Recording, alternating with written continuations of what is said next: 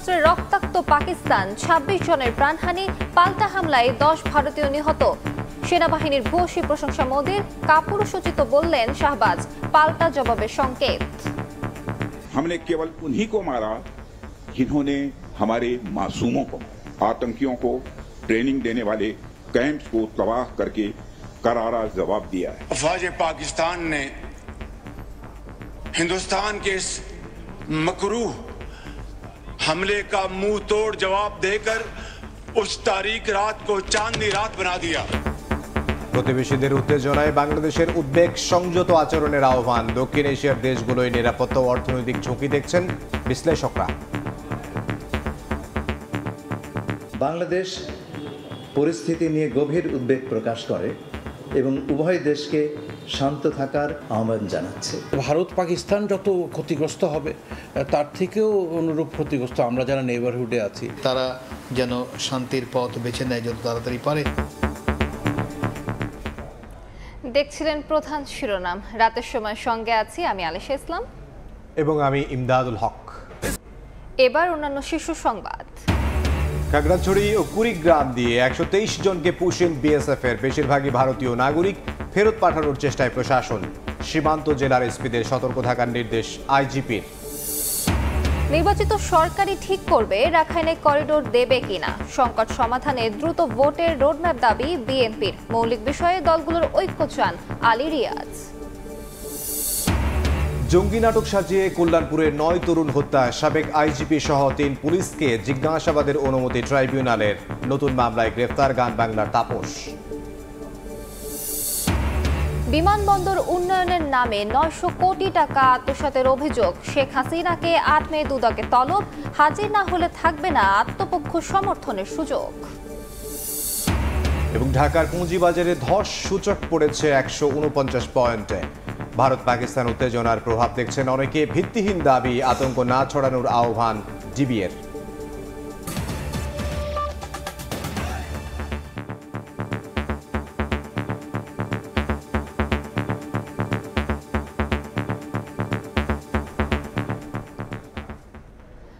পাল্টাপাল্টি হামলায় উত্তপ্ত ভারত পাকিস্তান। বুধবার রাতে পাকিস্তানের বিভিন্ন জায়গায় ক্ষেপণাস্ত্র হামলা চালায় ভারতীয় বাহিনী। এতে অন্তত ২৬ জন নিহত হয়েছেন, আহত হয়েছেন ৪৬ জন। পাকিস্তানি সেনাবাহিনীর পাল্টা হামলায় ১০ ভারতীয় নিহত হয়েছেন। ভারতীয় সেনাবাহিনীর ৫টি যুদ্ধবিমান, একটি ব্রিগেড সদর দফতর ও বেশ কয়েকটি সামরিক স্থাপনা ধ্বংসের দাবি করেছে ইসলামাবাদ। কাপুরুষোচিত হামলা দাবি করে সশস্ত্র বাহিনীকে উপযুক্ত জবাব দেওয়ার নির্দেশ দিয়েছেন পাকিস্তানের প্রধানমন্ত্রী শাহবাজ শরীফ। অন্যদিকে সফলভাবে অভিযান পরিচালনা করায় সেনাবাহিনীর ভূয়সী প্রশংসা করেছেন নরেন্দ্র মোদী।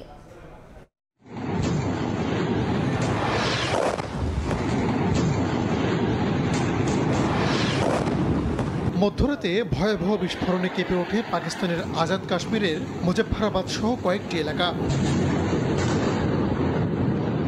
জম্মু কাশ্মীরের পেহেলগামে সন্ত্রাসী হামলার জন্য পাকিস্তানকে দায়ী করে দেশটির অন্তত ৯টি জায়গার ২৪টি স্থাপনায় হামলা চালায় ভারতের সেনাবাহিনী। অভিযানের নাম দেওয়া হয় অপারেশন সিঁদুর। পাকিস্তানের সামরিক বাহিনী জানিয়েছে, মুজফফরাবাদ ছাড়াও কোটলি, শিয়ালকোট, মুর্দিকে, সাকারঘার, পূর্ব আহমেদপুরে ক্ষেপণাস্ত্র হামলা চালানো হয়েছে। মসজিদ সহ বেসামরিক স্থাপনায় ভারতীয় বাহিনী হামলা চালিয়েছে বলেও জানানো হয়। এসব হামলায় শিশুসহ হতাহতের খবরও নিশ্চিত করেছে পাকিস্তান সেনাবাহিনী। পাকিস্তানের হামলার পাল্টা ব্যবস্থা হিসেবে ভারতের একটি ব্রিগেড সদর দপ্তর ও বেশ কয়েকটি সামরিক স্থাপনা ধ্বংসের দাবি করেছে ইসলামাবাদ। পাকিস্তানের আইএসপির দাবি, ৫টি ভারতীয় যুদ্ধবিমান ও একটি ড্রোন ভূপাতিত করেছে তারা। এর মধ্যে 3টি শক্তিশালী রাফাল, একটি SU-30, একটি MiG-29 যুদ্ধবিমান। বুধবার জরুরি বৈঠক করে পাকিস্তানের জাতীয় নিরাপত্তা পরিষদ। পাকিস্তানে ভারতের হামলাকে সার্বভৌমত্বের স্পষ্ট লঙ্ঘন উল্লেখ করে তীব্র নিন্দা জানায় ইসলামাবাদ। উপযুক্ত জবাব দিতে সেনাবাহিনীকে নির্দেশ দেন প্রধানমন্ত্রী শাহবাজ শরীফ। हमारी बहादुर और दलेर अफवाज पाकिस्तान ने আমাদের সাহসী সেনারা ভারতের অবৈধ হামলার দাঁত ভাঙা জবাব দিয়ে রাতকে চাঁদ রাত বানিয়ে দিয়েছে। मुंह तोड़ जवाब देकर उस तारीख रात को चांदनी रात बना दिया।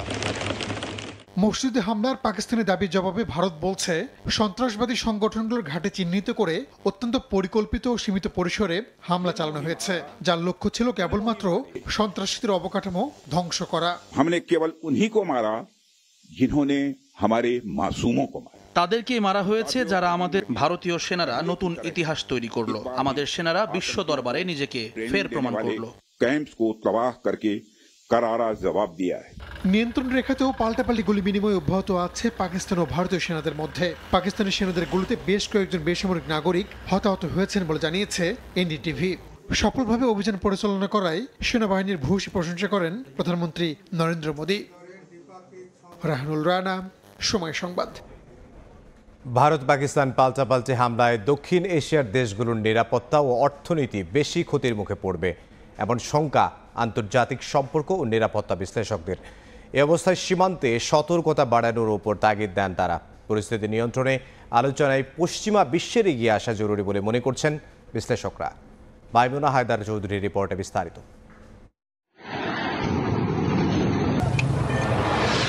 কাশ্মীরের পেহেলগামে সন্ত্রাসী হামলার পর থেকেই পদক্ষেপ নিতে শুরু করে ভারত পাকিস্তান। সিন্ধু পানি চুক্তি স্থগিত, আকাশপথ বন্ধ সহ সীমান্তে অব্যাহত গোলাগুলির মধ্যেই এবার ক্ষেপণাস্ত্র হামলায় উত্তেজনার পারদ তুঙ্গে।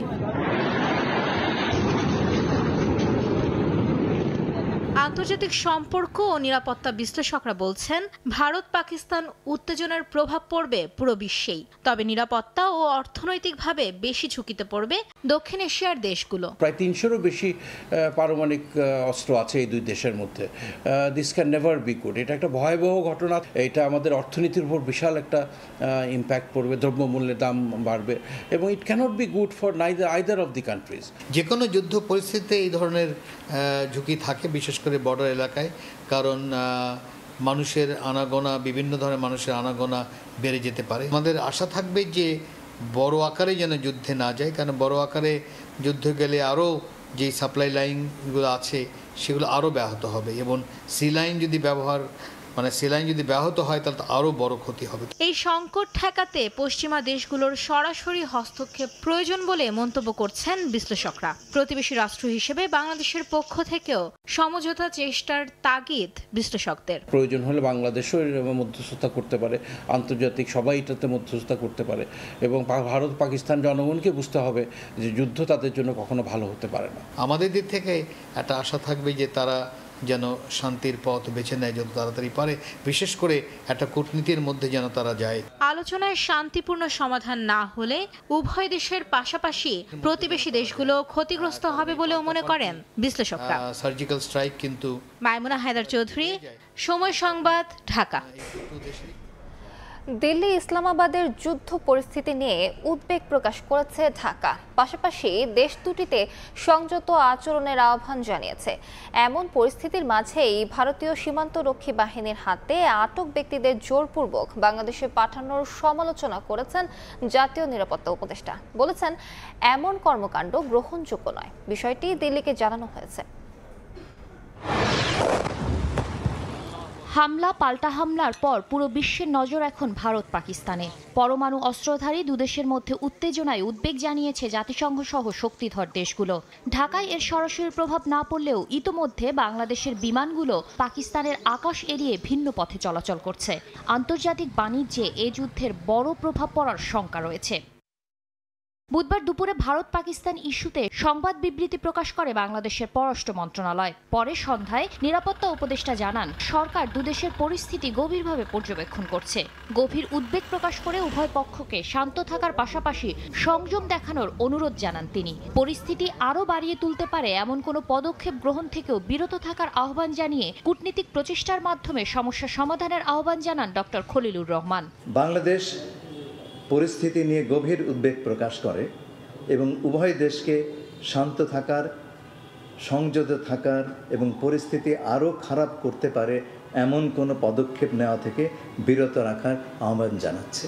আঞ্চলিক শান্তি, সমৃদ্ধি ও স্থিতিশীলতার চেতনায় বাংলাদেশ আশাবাদী যে কূটনৈতিক প্রচেষ্টার মাধ্যমে উত্তেজনা প্রশমিত হবে এবং শেষ পর্যন্ত এই অঞ্চলের জনগণের কল্যাণে শান্তি বিরাজ করবে। সীমান্ত দিয়ে অবৈধ অনুপ্রবেশ প্রসঙ্গে গণমাধ্যম কর্মীদের প্রশ্নের উত্তরে জাতীয় নিরাপত্তা উপদেষ্টা জানান, জোরপূর্বক প্রবেশ ঠিক নয়। এ বিষয়ে দিল্লিকে জানানো হয়েছে। অবৈধ কোনো বাংলাদেশি থাকলে আনুষ্ঠানিক প্রক্রিয়ায় পাঠালে গ্রহণ করবে ঢাকা। আমরা কেবল আমাদের দেশের নাগরিক যদি কেউ থাকেন এবং তা প্রমাণিত হয়, তাহলে তাদেরকে আমরা গ্রহণ করব এবং এটা ফর্মাল চ্যানেলে করতে হবে। এভাবে পুশ ইন করাটা সঠিক নয়।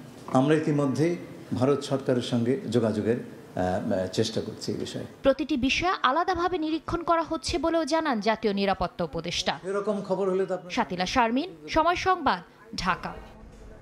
খাগড়াছড়ি ও কুড়িগ্রাম সীমান্ত দিয়ে 123 জনকে বাংলাদেশে পুশ ইন করেছে বিএসএফ। তাদের বেশিরভাগই ভারতীয় নাগরিক বলে জানিয়েছে স্থানীয় প্রশাসন। এদিকে অবৈধ অনুপ্রবেশ ঠেকাতে সব সীমান্ত জেলার পুলিশ সুপারকে সতর্ক থাকার নির্দেশ দিয়েছেন আইজিপি। এবার খাগড়াছড়ি ও কুড়িগ্রাম দিয়ে 123 জনকে বাংলাদেশে পুশ ইন করার অভিযোগ ভারতের সীমান্তরক্ষী বাহিনী বিএসএফ এর বিরুদ্ধে। তারা ভারতীয় নাগরিক বলে জানিয়েছে স্থানীয় প্রশাসন। বুধবার ভোররাতে দেশটির গুজরাট রাজ্যের 27 মুসলিম নাগরিক মাটিরাঙ্গার শান্তিপুর ও হাজিপাড়া এলাকায় প্রবেশ করে। এছাড়া জামিনীপাড়ায় 22 জন ও রূপসেনপাড়া এলাকা দিয়ে 30 মুসলিম নাগরিক ঢোকে পানছড়ি উপজেলায়। তাদের পূর্বপুরুষ বাংলাদেশি নাগরিক ছিলেন এমন অজুহাতে ঠেলে দেয়া হচ্ছে বলে জানায় বিজিবি। স্থানীয় প্রশাসন বলছে, বাংলাদেশি অনুপ্রবেশকারীদের কাছে জিজ্ঞাসাবাদে জানা গেছে আরও 400 থেকে 500 ভারতীয় মুসলিম বিএসএফ এর তত্ত্বাবধানে রয়েছে। তাদের সীমান্তবর্তী এলাকা দিয়ে বাংলাদেশে অনুপ্রবেশ করার জন্য গুজরাট থেকে বিমানে ত্রিপুরা রাজ্যে নিয়ে আসা হয়েছে। 27 জন মহিলা পুরুষ না খায় পড়েছে। তো পরে বিজিবি আসছে, বিজিবি আসার পরে এদেরকে একটা হেদের দায়িত্বে নিয়ে গেছে। বলতেছে যে আরো ইন্ডিয়া নাকি আরো 17 গাড়ি স্টক করে রাখছে মুসলমান, ওগুলা বাংলাদেশে পাচার করবে। 27 জন মুসলমান ভারতের থেকে বার করে বর্ডার পার করে আমাদের বাংলাদেশে দিছে। আগরতলা থেকে গাড়ি ভরে নিয়ে এখান থেকে হিসাবে নামা দিছে। এখান থেকে আমাদের আসলে আমরা করব। জেলা প্রশাসক জানান, অনুপ্রবেশকারী ভারতীয় নাগরিকরা বিজিবির তত্ত্বাবধানে আছে। তাদেরকে পুশব্যাক করার চেষ্টা করা হবে। তারা সকলেই এখন বিজিবির আওতায় আছে। তারা যদি প্রশাসনিক কোনো সহায়তা চায় এবং আমরা চাচ্ছি যত দ্রুত সম্ভব তাদেরকে যেন পুশব্যাক করা হয়। এদিকে কুড়িগ্রামে সীমান্ত দিয়ে অবৈধভাবে ভারত থেকে পুশব্যাক করা 44 জনকে আটক করা হয়েছে। বিজিবি জানায়, বুধবার ভোরে রৌমারী ও ভুরঙ্গমারীর সীমান্ত এলাকায় কয়েকজনের গতিবিধি সন্দেহজনক মনে হয়।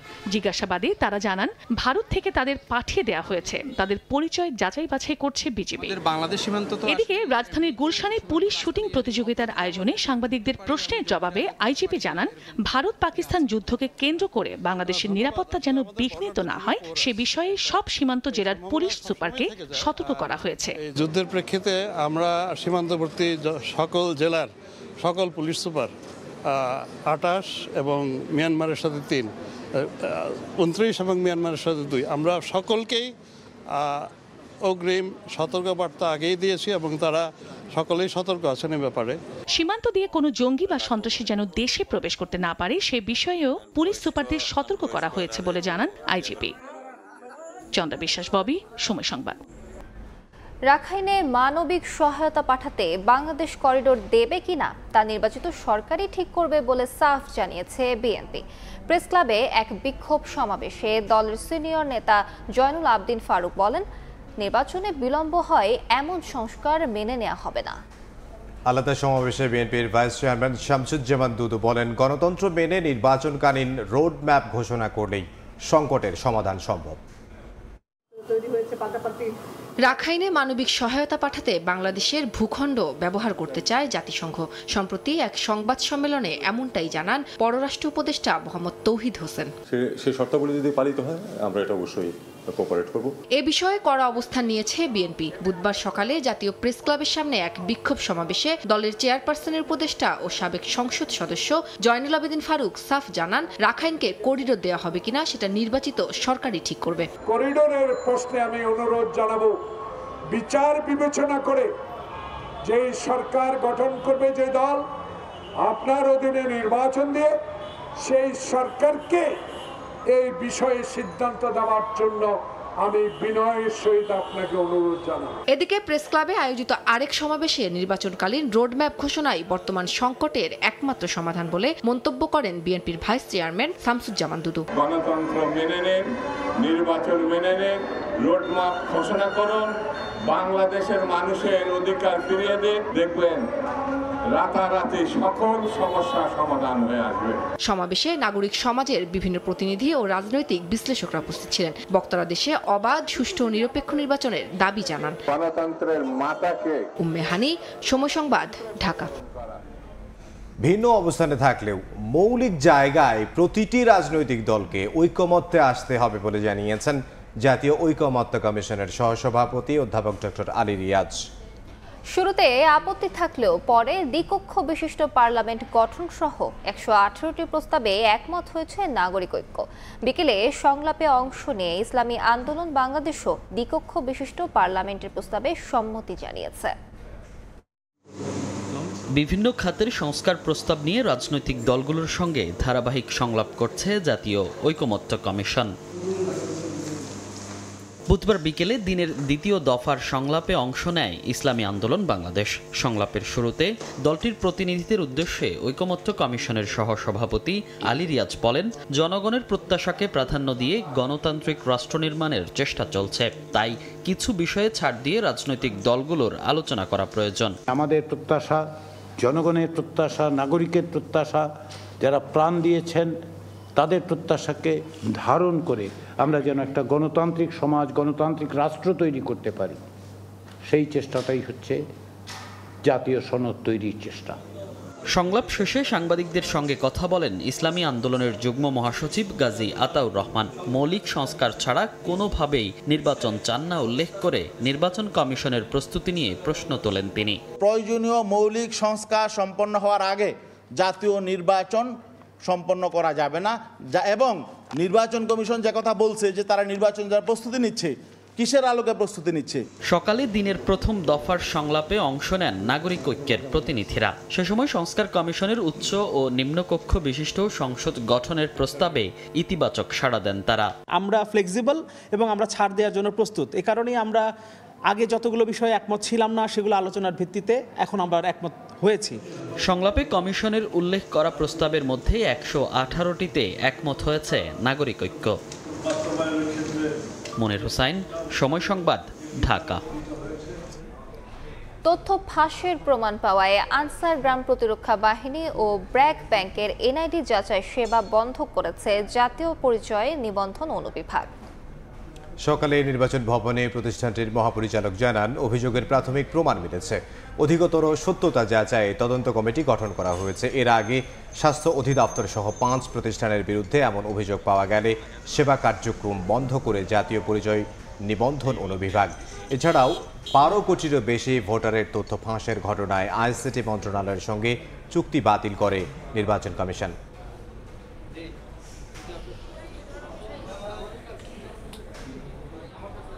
তিনটি আন্তর্জাতিক বিমানবন্দরের 900 কোটি টাকা আত্মসাতের অভিযোগে শেখ হাসিনাকে 8 মে জিজ্ঞাসাবাদের জন্য তলব করেছে দুদক। সংস্থাটি বলছে, তলবে হাজির না হলে আত্মপক্ষ সমর্থনের সুযোগ হারাবেন।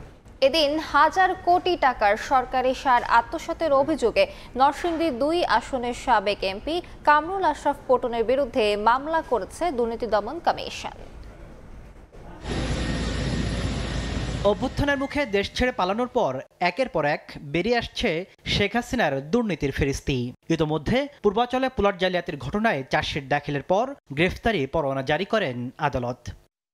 এবার গত 15 বছরে বিমানবন্দরে নির্মাণ কাজের হাজার কোটি টাকা লুটপাটের তথ্য পেয়েছে দুদক। এমন প্রেক্ষাপটে আত্মপক্ষ সমর্থনের সুযোগ দিতে শেখ হাসিনাকে আগামী 8 মে তলব করে চিঠি দিয়েছে সংস্থাটি। বিগত 15 বছরে দেশের বিভিন্ন বিমানবন্দরের উন্নয়ন কাজের নামে হাজার হাজার কোটি টাকা লুটপাট ও আত্মসাতের অভিযোগে সাবেক প্রধানমন্ত্রী শেখ হাসিনা দুদকে হাজির হওয়ার অনুরোধ জানিয়ে পত্র প্রেরণ করা হয়েছে। যদি আসেন তাহলে তাদের বক্তব্য শুনবেন, যদি উপস্থিত না হন তাহলে আইন এবং বিধি অনুযায়ী পরবর্তী প্রয়োজনীয় ব্যবস্থা নেবেন। একই অভিযোগে সাবেক বিমান প্রতিমন্ত্রী মাহবুব আলী ও সাবেক সচিব মোকাম্মেল হককে তলব করা হয়েছে। সুষ্ঠু অনুসন্ধানের স্বার্থে তাদের বক্তব্য শ্রবণ ও গ্রহণ করা প্রয়োজন মনে করে অনুসন্ধানকারী টিম তাদের আগামীকাল হাজির হওয়ার জন্য পত্র প্রেরণ করেছেন।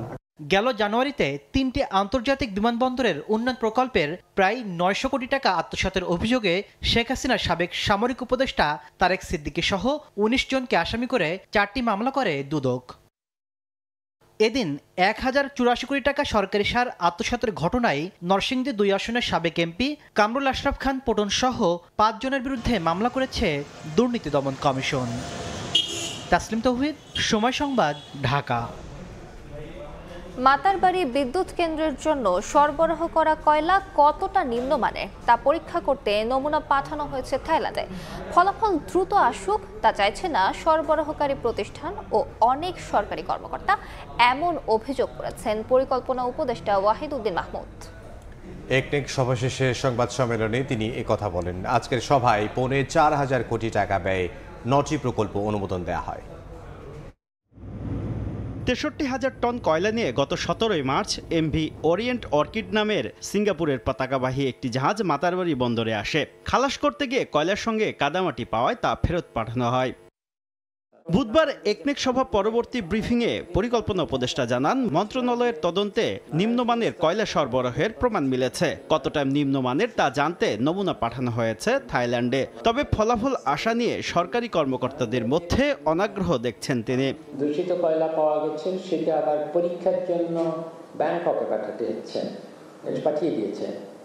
এখন ব্যাংকক থেকে সেটা তাড়াতাড়ি রিপোর্ট আনার জন্য যিনি সরবরাহ করেছেন আর আমাদের সরকারি পক্ষ থেকে যারা এটা পরিচালনা করছেন এই বিদ্যুৎ কেন্দ্র, দুই পক্ষেরই কারো কোনো আগ্রহ দেখা যাচ্ছে না। একনেক সভায় 3,756 কোটি টাকা ব্যয়ে অনুমোদিত 9টি প্রকল্পের মধ্যে 145 কোটি টাকা ব্যয়ে গুলশান বনালী লেক উন্নয়নে সংশোধিত প্রকল্পও রয়েছে। উপদেষ্টা জানান, করাইল বস্তিকে পাশ কাটিয়ে প্রকল্পটি বাস্তবায়ন করা হবে। যেটা ধানমন্ডি লেকে আছে যেরকম, সেরকম পুরো কিছু কিছু জায়গায় আছে, কিন্তু কিছু কিছু আবার অকুপাইড হয়ে আছে। সেগুলোকে মুক্ত করে, জায়গাগুলো দখল মুক্ত করে পুরোটা ওয়াকওয়ে তৈরি করা হবে। সুনামগঞ্জ সহ হাওর এলাকায় বাঁধ নির্মাণে অনিয়ম পাওয়া গেছে বলে জানান উপদেষ্টা। এই অনিয়ম খতিয়ে দেখতে আন্তঃমন্ত্রণালয় কমিটি গঠিত হয়েছে। এই বছর যে হচ্ছে সেখানেও দেখা যাচ্ছে যে কিছু কিছু ভাঙন আছে এবং কেন ভেঙে যাচ্ছে বা কেন কাদের গাফিলতিতে কি হচ্ছে এটা দেখা হবে এবং এখনই ব্যবস্থা নেওয়া হবে।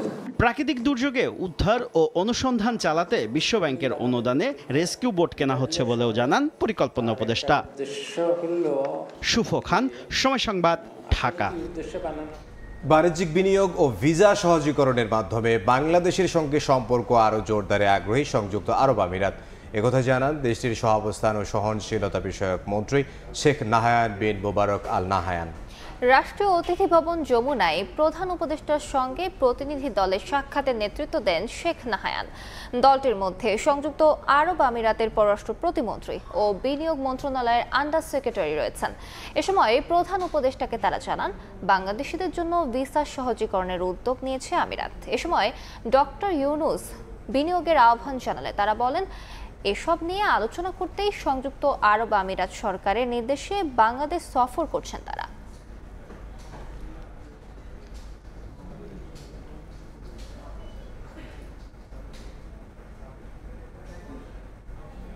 জঙ্গি নাটক সাজিয়ে কল্যাণপুরের জাহাজবাড়িতে 9 তরুণ হত্যা মামলার তদন্ত প্রতিবেদন দাখিলের জন্য 14 জুলাই পর্যন্ত সময় দিয়েছেন আন্তর্জাতিক অপরাধ ট্রাইব্যুনাল। একই সঙ্গে মামলার আসামি সাবেক আইজিপি AKM শহীদুল হক, ডিএমপির সাবেক কমিশনার আসাদুজ্জামান ও মিরপুর বিভাগের পুলিশের সাবেক ডিসি জসিমউদ্দিন মোল্লাকে একদিন করে জিজ্ঞাসাবাদের অনুমতি দিয়েছেন আদালত। সকাল 10টার দিকে এই 3 আসামিকে ট্রাইব্যুনালে হাজির করা হয়। 2016 সালের 26 জুলাই কল্যাণপুরের জাহাজবাড়িতে অভিযানে 9 জনকে হত্যার অভিযোগে গত 6 মার্চ আন্তর্জাতিক অপরাধ ট্রাইব্যুনালে মামলা করা হয়।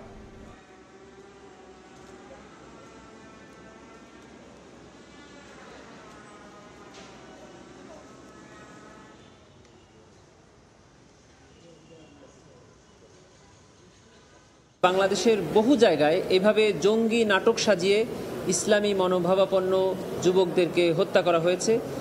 ইসলামকে এক ধরনের ফোবিয়া মানে ভীতিকর ধর্ম হিসাবে মানুষের কাছে উপস্থাপন করা হয়েছে। AKM শহীদুল হক তৎকালীন IGP, তৎকালীন DMP কমিশনার আসাদুজ্জামান এবং তৎকালীন AC জসিমউদ্দিন মোল্লা, এই তিনজনকে আজকে ট্রাইব্যুনালে হাজির করা হয়েছিল। এই তিনজন আসামিকে আগামী মাসের 25, 27 এবং 29 মে এই 3 দিন তদন্ত সংস্থার তত্ত্বাবধানে জিজ্ঞাসাবাদ করা হবে। বেসরকারি টেলিভিশন চ্যানেল গান বাংলার চেয়ারম্যান কৌশিক হোসেন তাপসকে বৈষম্য বিরোধী আন্দোলনে গুলশান থানার হত্যা চেষ্টা মামলায় গ্রেফতার দেখানোর নির্দেশ দিয়েছেন আদালত। সকালে তাকে ঢাকার চিফ মেট্রোপলিটন ম্যাজিস্ট্রেট আদালতে হাজির করা হয়। পরে রাজধানীর গুলশান থানার ভ্যান চালক জব্বার হত্যা চেষ্টা মামলায় তাকে গ্রেফতার দেখানোর আবেদন করে পুলিশ। পরে রাষ্ট্র ও আসামি পক্ষের শুনানি শেষে ঢাকার চিফ মেট্রোপলিটন ম্যাজিস্ট্রেট তাপসকে গ্রেফতার দেখানোর আবেদন মঞ্জুর করেন। এর আগেও কয়েকটি মামলায় তাকে গ্রেফতার দেখানো হয়।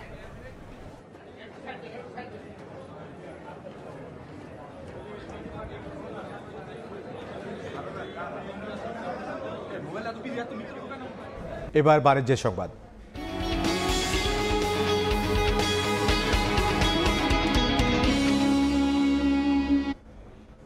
ঢাকার পুঁজিবাজারে হঠাৎই ধস, বুধবার সূচক পড়েছে 149 পয়েন্টে। এ নিয়ে মিশ্র প্রতিক্রিয়া বাজার সংশ্লিষ্টদের। কেউ বলছেন ভারত পাকিস্তান উত্তেজনার প্রভাব পড়েছে বাজারে, তবে ডিবিএ তারা বলছেন এই ধারণা ভিত্তিহীন, কারণ বাংলাদেশের পুঁজিবাজারে ভারত পাকিস্তানের এমন কোনো বিনিয়োগ নেই যার প্রভাব পড়তে পারে, বরং পরিকল্পিতভাবে আতঙ্ক ছড়ানোর চেষ্টা চলছে। আগস্টে সরকার পরিবর্তনের পর রাজনৈতিক অনিশ্চয়তার জেরে দেশের পুঁজিবাজারে চলছে আস্থার সংকট। অক্টোবরের পর আবারও বড় ধরনের ধস। বুধবার একদিনে ঢাকা স্টক এক্সচেঞ্জ ডিএসইর প্রধান সূচক পড়েছে 149 পয়েন্ট। আতঙ্কিত হয়ে পড়েছেন বিনিয়োগকারীরা। পার্শ্ববর্তী দেশে যুদ্ধ লাগলে আমাদের এখানে দাম কমে যায়, বা কোনো কিছু হলে ইন্টারন্যাশনালি কোনো কিছু হলে আমাদের এখানে দাম কমে যায়। এগুলি সুযোগ নেয় আমাদের কোম্পানির ডাইরেক্টর থেকে শুরু করে গ্যামলাররা। স্টেকহোল্ডাররা টাকা নিয়ে বসে আছে, কেউ ইনভেস্টমেন্ট করতেছে না। এই মার্কেট পড়ার আজকে মার্কেট পড়ার কারণ হলো ইন্ডিয়া পাকিস্তান ওয়ার, আর কোনো কারণ না। বাজারের এমন পতনের পিছনে ভারত পাকিস্তান পাল্টাপাল্টি হামলার জেরে তৈরি হওয়া আতঙ্ক এবং বিনিয়োগের বিকল্প মাধ্যম যেমন বন্ড, ডিভেঞ্চার কম থাকার কথা বলছেন বাজার সংশ্লিষ্টরা। আমাদের পার্শ্ববর্তী দেশে যদি একটা বড় কনফ্লিক্ট হয়, এরকম একটা স্কেলে যদি কনফ্লিক্ট হয়, এখানে পুঁজিবাজারে ইম্প্যাক্ট করাটা অনেকটু স্বাভাবিক, বিকজ এটাতে আনসার্টেনটি ক্রিয়েট হয়। যখন মার্কেট ফল করা শুরু করে তখন বন্ডে বিনিয়োগটা চলে যায়, ওই অনুযায়ী ইকুইটি থেকে সেল অফ হচ্ছে। আমাদের দেশে এই জিনিসটাই হচ্ছে যে ইকুইটিতে সেল অফ হয়ে যাচ্ছে। তবে এই ধরনের সম্ভাবনাকে উড়িয়ে দিচ্ছে ডিএসই ব্রোকার্স অ্যাসোসিয়েশন ডিবিএ। সংগঠনটির সভাপতি বলছেন, কোনো পক্ষ পরিকল্পিতভাবে বাজারে আতঙ্কিত ছড়ানোর চেষ্টা করছে। ইন্ডিয়া পাকিস্তান যুদ্ধের সাথে আমাদের স্টক মার্কেটে কোনো সম্পর্ক নেই।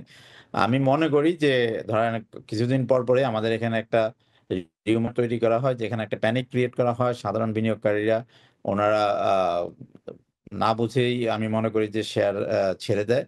এটা ঠিক হচ্ছে না। এদিকে হামলার জেরে ভারত ও পাকিস্তান দুদেশের শেয়ার বাজারেই সূচকের পতন হয়েছে। একই সঙ্গে বুধবার দর হারিয়েছে ভারতীয় মুদ্রা রুপি। সাইফুল ইসলাম, সময় সংবাদ, ঢাকা। এক বছরে 14টি প্রতিষ্ঠানের পোশাক রফতানির $76 লাখ আটকা পড়েছে রাশিয়ায়। এমন তথ্য দিয়ে অর্থ ফেরাতে সরকারের হস্তক্ষেপ চেয়েছে নিট পোশাক রফতানিকারকদের শীর্ষ সংগঠন বিকেএমইএ। এছাড়া আসছে বাজেটে মূসক আইন ও HS কোডের জটিলতা দূর করার দাবি জানিয়েছে সংগঠনটি। ভারত পাকিস্তান সংঘাতে বাংলাদেশে কাঁচামাল আমদানিতে নেতিবাচক প্রভাব পড়ার শঙ্কাও তাদের। মার্কিন শুল্ক নীতি, রাশিয়া ইউক্রেন থেকে ফিলিস্তিন ইসরায়েলের পর ভারত পাকিস্তান যুদ্ধ, বৈশ্বিক এমন নানা বাধা মোকাবিলা করেই বিশ্ববাজারে টিকে থাকতে হচ্ছে রপ্তানিকারকদের। এর সঙ্গে জ্বালানি সংকট আর এনবিআর তৈরি করা ভ্যাট শুল্ক আর আমদানি রপ্তানি বাণিজ্যে HS কোড জটিলতা নতুন নতুন চ্যালেঞ্জের মুখে ফেলছে বলে দাবি উদ্যোক্তাদের। বুধবার দুপুরে রাজধানীর একটি হোটেলে বিকেএমইএর নির্বাচন উপলক্ষে সংগঠনটির জোট প্রোগ্রেসিভ নিট অ্যালায়েন্সের নির্বাচনী ইশতেহার ঘোষণার আয়োজন করা হয়। এ সময় ব্যবসা বান্ধব পরিবেশ নিশ্চিতে রপ্তানিমুখী তৈরি পোশাক খাতকে শতভাগ ভ্যাটের আওতামুক্ত রাখার দাবি জানান জোটটির প্যানেল লিডার। ভ্যাটের জ্বালায় অতিষ্ঠ হয়ে যাচ্ছি আমরা। আমাদেরকে বলা হচ্ছে ভ্যাট থেকে অব্যাহতি, আবার ওখানে বলা হয় ভ্যাট দিতে হবে। মূসকের একটা ফর্ম থাকতে হবে। কেন থাকতে হবে এর কোনো যৌক্তিকতা নেই। আননেসেসারি একটা হয়রানির একটা রাস্তা ওখানে তৈরি করে দেওয়া হয়েছে। কিছু পয়সা ধান্দা করার রাস্তা ওখানে তৈরি করে দেওয়া হয়েছে। এ সময় জানানো হয় রাশিয়ায় পোশাক রপ্তানি করে 1 বছর ধরে আটকা আছে $76 লাখ। সেই অর্থ বাট্টা পদ্ধতিতে রূপপুর পারমাণবিক বিদ্যুৎ কেন্দ্র তাদের দেনা পরিশোধে কিভাবে ব্যবহার করতে পারে সে বিষয়ে সরকারের হস্তক্ষেপ চান বিকেএমই এর সভাপতি। রাশিয়াতে বর্তমানে আমাদের প্রায় $76 লক্ষ আটকে আছে গত 1 বছর যাবৎ। ওই পেমেন্টের দিতে পারছে না, এইসব ইস্যু নিয়ে এগুলো নিয়ে আমরা কাজ করছি কিভাবে বাটার সিস্টেমে রূপপুর প্রকল্পের পেমেন্ট ওখানে পরিশোধ করা, এটা কিভাবে সরকার আমাদেরকে দিতে পারে। সংবাদ সম্মেলনে রপ্তানি বান্ধব নীতি তৈরি, ঢাকায় সংগঠনটির নিজস্ব ভবন নির্মাণ, এসএমই উদ্যোক্তাদের সহযোগিতা করা সহ 15 দফা নির্বাচনী প্রতিশ্রুতি তুলে ধরে বিকেএমই এর প্রোগ্রেসিভ নিট অ্যালায়েন্স। নিজস্ব ভবন তৈরির জন্য আমরা পরিকল্পনা নিয়েছি। কামরুল হাসান সবুজ, সময় সংবাদ, ঢাকা। সময়। মিয়ানমারের রাখাইনে সংঘাতের জেরে পালিয়ে বাংলাদেশে আশ্রয় নেয়া দেশটির সেনা ও বিজিপির সদস্য সহ 34 জনকে ফেরত পাঠানো হয়েছে। একই সঙ্গে ফেরত গেছেন নানা অপরাধে সাজা ভোগ করা আরও 6 নাগরিক। বুধবার বিকেলে কক্সবাজার বিমানবন্দর থেকে মিয়ানমারের বিশেষ বিমানে তাদের ফেরত পাঠানো হয়। কড়া নিরাপত্তার মধ্য দিয়ে বেলা 11টার দিকে কক্সবাজার বিমানবন্দরে এসে পৌঁছায় বিজিবির বিশেষ বাস, যেখানে ছিলেন মিয়ানমার থেকে পালিয়ে বাংলাদেশে আশ্রয় নেয়া দেশটির সেনা ও বিজিবির 34 সদস্য। বাস থেকে একে একে নামানো হয় তাদের, তারপর যাচাই বাছাই শেষে সারিবদ্ধভাবে প্রবেশ করানো হয় যাত্রী লাউঞ্জে। সেখানে দীর্ঘ সময় ধরে চলে ইমিগ্রেশন কার্যক্রম। এদিকে বেলা 12টার দিকে কক্সবাজার কারাগার থেকে একটি প্রিজন ভ্যান আসে বিমানবন্দরে। সেখানেও মিয়ানমারের 6 নাগরিককে যাচাই বাছাই করা হয়। কারা কর্তৃপক্ষ জানায়, মাদক হত্যা ও অনুপ্রবেশের মামলায় কারাভোগ শেষ হওয়ায় মিয়ানমারের 6 নাগরিককে ফেরত পাঠানো হচ্ছে। বৈদেশিক আইনে 14 ধারায় ওনাদের 5 জনের সাজা ছিল, অলরেডি সাজা শেষ হয়ে যাওয়ায় ওনাদের স্বদেশ প্রত্যাবাসনের জন্য আমরা ব্যবস্থা করছি। পরে দুপুর 1:30টার দিকে মিয়ানমারের বিশেষ বিমানটি অবতরণ করে কক্সবাজার বিমানবন্দরে। তারপর বিমান থেকে মিয়ানমার প্রতিনিধি দল নেমে প্রবেশ করে বিমানবন্দরের লাউঞ্জে, আর সেখানে দুপক্ষের প্রশাসনিক কার্যক্রম শেষে হস্তান্তর করা হয় মিয়ানমারের সেনা, বিজিপি সহ 40 জন নাগরিককে। বিকাল 3টার দিকে বিমানটি মিয়ানমারের উদ্দেশ্যে রওনা দেয়। এই আমাদের পার্টে যত প্রক্রিয়া ছিল সব সম্পূর্ণ করে তারা ফ্লাই করেছেন কিছুক্ষণ আগে, এটি আর বাকি রিটেন প্রেস ব্রিফিং আছে, সেখান থেকে দিবে। গেল 15 মাসে মিয়ানমার থেকে পালিয়ে আশ্রয় নেয় দেশটির সেনা, বিজিপি সহ 910 জন নাগরিক, যার মধ্যে গুলিবিদ্ধ ছিলেন 26 জন, যাদেরকে 5 দফায় ফেরত পাঠানো হয়েছে মিয়ানমারে। সুজাউদ্দিন রুবেল, সময় সংবাদ, কক্সবাজার। দেখছেন রাতের সময়। পাকিস্তান ভারত সংঘাতের জেরে পাকিস্তান অবস্থানরত 2 ক্রিকেটার রিশাদ নাহিদের নিরাপত্তা নিয়ে উদ্বিগ্ন বিসিবি। এই দুজনের নিরাপত্তা নিশ্চিতে পিএসএল কর্তৃপক্ষের কাছে অনুরোধ করেছে ক্রিকেট বোর্ড।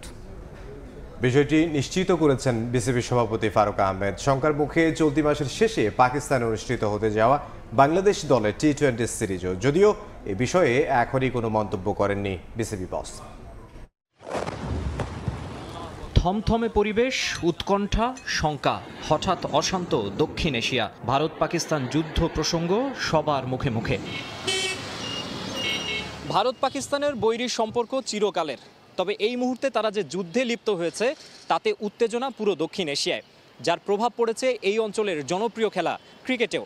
বাংলাদেশ দলের যে পাকিস্তান সফর রয়েছে সেই সফর নিয়েও তৈরি হয়েছে উদ্বেগ। এই মুহূর্তে পিএসএল খেলতে পাকিস্তানে অবস্থানরত বাংলাদেশের 2 ক্রিকেটার নাহিদ রানা এবং রিশাদ হোসেনের সার্বক্ষণিক খোঁজ রাখতে হচ্ছে বিসিবিকে। মুহূর্তে আমাদের বেশি কনসার্ন হলো আমাদের 2টা প্লেয়ার পিএসএল খেলতেছে, লাহোর থেকে রাওয়ালপিন্ডিতে থাকবে বোধহয়। Closely in touch with the high commission defence আছে, এন্ড আমি closely touch with the Pakistan cricket board and the PSL CEO, and also I talk to Rishad. নাহিদকে এখনো পাইনি, আর try to talk to him as well. আমাদের CEO Pakistan আমাদের যে attaché আছে তার সাথে যোগাযোগ করেছে এবং সেও প্লেয়ার সাথে কথা বলেছে। পিএসএলে লাহোর কালান্দার্সে 5 ম্যাচ খেলে ফেলেছেন রিশাদ। পেশোয়ার জালমেইর হয়ে মাঠে নামার অপেক্ষায় নাহিন্ডিতে আছেন তারা। শুক্রবার এ 2 বাংলাদেশি ক্রিকেটারের মুখোমুখি লড়াই উপভোগের আশায় ভক্তরা, কিন্তু বর্তমান পরিস্থিতিতে 22 গজে মনোনিবেশ করাই তো challenging. very much subcontinent a গুরুত্বপূর্ণ ক্রিকেটিং নেশন, সো এইটার ব্যাপারে এক্ষুনি কোনো মন্তব্য করা যাবে না। সিচুয়েশন ডিফারেন্ট, পরবর্তীতে কি হবে এটা এক্স্যাক্টলি এই মুহূর্তে অ্যাসেস করা ডিফিকাল্ট। ডিসিশন চূড়ান্ত না, এটার জন্য আরো অপেক্ষা করতে হবে এক্স্যাক্টলি কোন দিকে যায়। সার্কামস্ট্যান্সেস আমাদের আসলে নিয়ে যাবে। প্রশ্ন উঠছে বাংলাদেশ দলের পাকিস্তান সফর নিয়েও। 25 মে থেকে 3 জুন দেশটিতে 5 ম্যাচ টি-20 সিরিজ খেলার কথা টাইগারদের। শেষ পর্যন্ত পরিস্থিতি কি দাঁড়াতে পারে, সিরিজ আদৌ মাঠে গড়াবে কিনা, সেসব নিয়ে জোর গলায় কিছু বলতে পারছেন না বিসিবির শীর্ষ কর্তা। বাংলাদেশ পাকিস্তান সিরিজ নিয়ে স্পষ্ট করে কিছু জানাতে না পারলেও আগস্টে ভারতের বিপক্ষে টাইগারদের হোম সিরিজ আয়োজন নিয়ে এখনও বেশ আত্মবিশ্বাসী বিসিবি সভাপতি। মাকসুম আলম খান, সময় সংবাদ, ঢাকা। এ পর্যায়ে শীর্ষ সংবাদ জানিয়ে দিচ্ছি আরেকবার।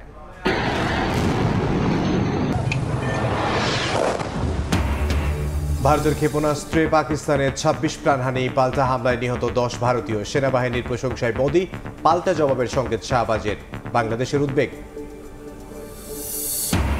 খাগড়াছড়ি ও কুড়িগ্রাম দিয়ে 123 জনকে পুশিন বিএসএফ এর বেশিরভাগই ভারতীয় নাগরিক ফেরত পাঠানোর চেষ্টায় প্রশাসন। সীমান্ত জেলার এসপিদের সতর্ক থাকার নির্দেশ আইজিপির।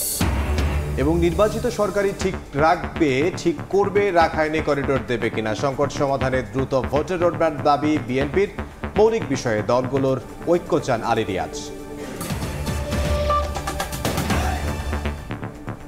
এ ছিল রাতের সময়। সঙ্গে থাকুন সময়।